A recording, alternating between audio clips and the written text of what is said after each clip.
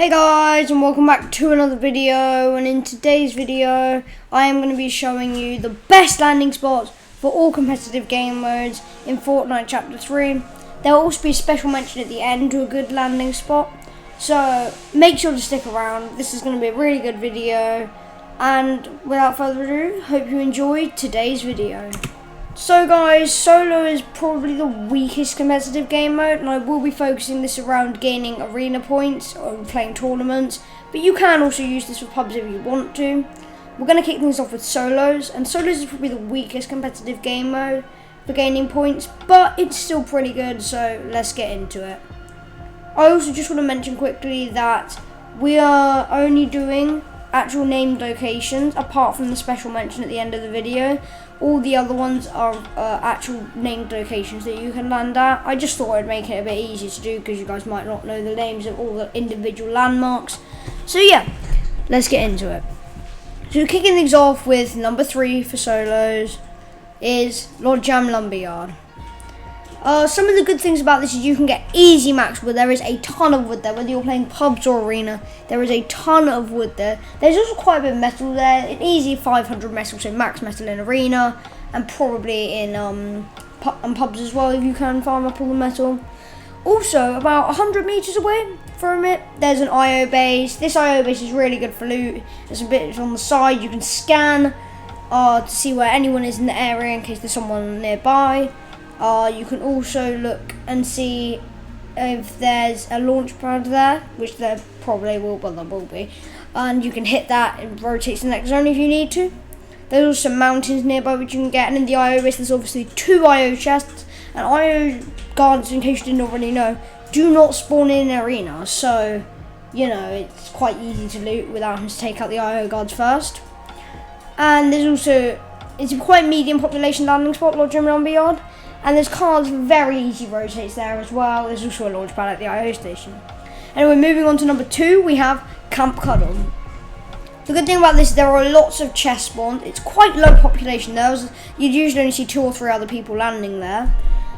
There's easy wood, because it's in the middle of a sort of forest, Camp Cuddle is.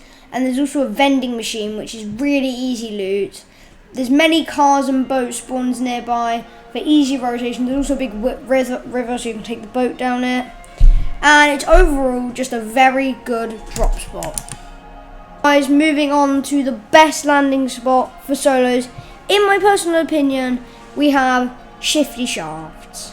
Now the good thing about Shifty Shafts is there's quite a few people land there, easy off spawn kills. If you're a bit more of a passive player, I'd recommend landing in some of the other 2 spots I've mentioned. But if you're looking to get some kills, you know, why not?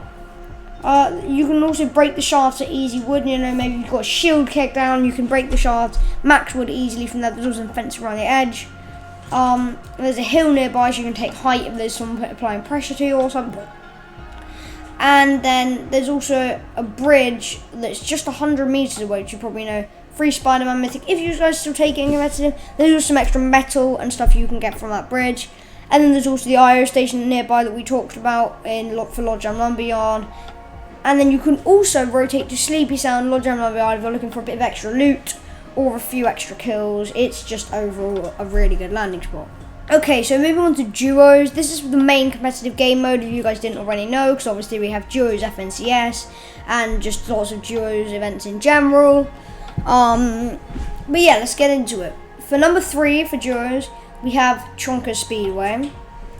It's quite unpopulated. There usually be 1 or 2 other duos landing there. There's easy max metal there for you and your duo. There's Lambos with off-road tyres and max gas, which is the easiest rotate ever. You're not always going to pull zone because it's on the edge of the map. You might, but you're not always going to pull zone. So the Lambos are such an easy way to rotate. You can rotate in seconds. There's also lots of Spider-Man mythics nearby, so you can obviously, you know, grab the Spidey, swing if you still take Spideys. That overall is really good loot there. There's coolers, you can heal up to max shield easily, walking away with 12 or 18 chug splashes. If we're doing it in trios, maybe, I know we're going to go on to trios in a second, but if we're doing it in trios, then you can obviously heal up with 18 chug splashes moving out, because there are a ridiculous amount of coolers there. And there's also a vending machine there, just, you know, maybe it'll be a med vending machine where you can heal up. Maybe it'll be a weapon vending machine just to grab some extra weapons and stuff. Okay, moving on to number 2 for duos, we have Logjam Lumberyard. Now, I've already mentioned Logjam Lumberyard before, so I'm not going to go into too much detail, but let's just cover the points. Max wood for you and your duo, good metal, IO base rotation, medium population, cards for easy rotate. And I didn't mention this before. Vending machines, there's 2 of them, and there's an easy weapon for you and your duo. That's an SMG, a shotgun, an AR. There's 2 of them, so the chances are you're gonna get something good out of one of them. So yeah, Logjam Lumberyard probably in second, because you can be walking with lots of mats for your team. Okay, in first for duos we have Sleepy Sound. It's quite medium population, so you wouldn't have a ton of people landing there. It has great loot. There are chests literally everywhere. There are 2 parts to it, so if you don't get that great loot from one part of it, you can just swim across the other part of it. There's an easy rotate with quad crushers and Carl at the gas station. And there's lots of floor loot and chests. You'll be able to land on a weapon, definitely. It's not like Tilted Towers or something where you like drop in. If you get a weapon, you'll get some kills. If you don't, then you're shambled and you're probably going to die. There's so much floor loot you can see exposed and chests, so you can just land on a weapon. That's what I would recommend doing. And the final point of this, there are tons of fishing holes. Really, and fishing is so underrated. You get really good loot from fishing in general. So I'd really recommend this landing spot and fishing. And it also sets you up well for endgame, you know, just as an added bonus. It really sets you up well to play out endgames, because I know these duo endgames are very tough to lots of people right now. So it sets you up really well for endgames. Anyway, moving on to the final game mode, we have trios. And trios used to be the main competitive game, and it still is quite a competitive game. It's quite good for gaining points if you have a solid trio and you know what you're doing. But we're moving into number 3, which is Tilted Towers. Now, I would not recommend landing here if you're not too confident, but I would just recommend, you know, getting a good drop. If you're very confident to get a ton of kills, you've got a confident trio, land here 100%, because it's very populated. Like I say, if you've got a confident trio, land here, look for elimination points. It's in the middle of the map, so you are guaranteed 100% first circle, almost every game. So that makes it rotate a lot easier, because you know to rotate in if you're landing at some of the other point of interest mentioned on this. And overall good loot if you win the drop. You know, like I say, you've got to be quite confident, because you've got to win the drop. You might not always win the drop, but if you do, then it's going to pay off, I can tell you that much. Okay, moving on to number 2, we've got Sleepy Sound again. I've obviously already mentioned this.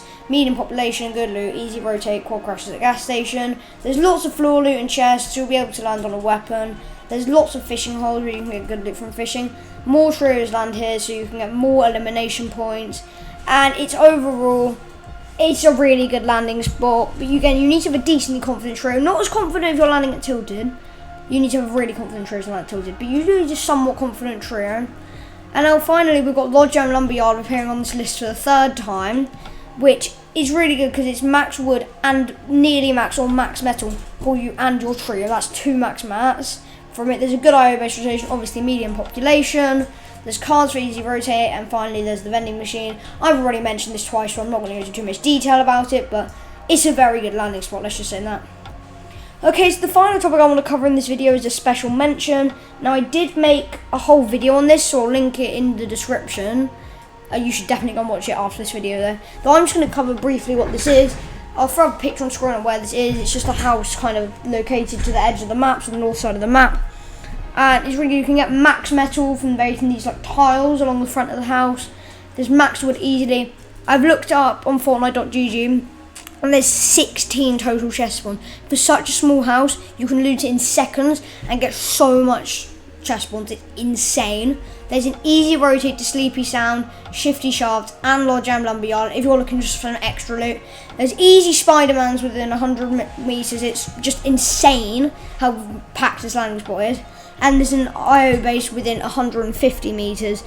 It's overall an insane landing spot. Anyway, if you guys went on to enjoy this video, remember to drop a like and subscribe. Hopefully this helped you out a bit, maybe to get some better landing spots for your Fortnite games. And I hope you enjoyed.